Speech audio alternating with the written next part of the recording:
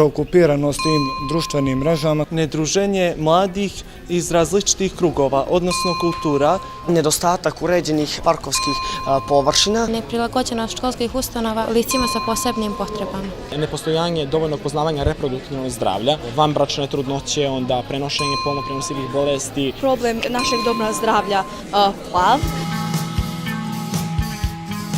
Organizovanjem određenih manifestacija, bilo da su to sportske manifestacije, koncerti i tako dalje. Naš cilj jeste da pokušamo da osnovimo jedan omladinski klub u kojem bi se mladi iz svih različitih krugova, odnosno različite nacionalnosti, mogu da druže. Izgradnja rampi, liftova i toaleta koja će biti prilagođena licima sa posebnim potrebama. Konkretno izabrali smo jedan park koji smo namjerili da uredimo. Mi smo se fokusirali na aparat koji je najviše neophodan. Taj aparat košta oko 2 do 3.000 eura. Sami mladi krenu u potrazi za informacijama.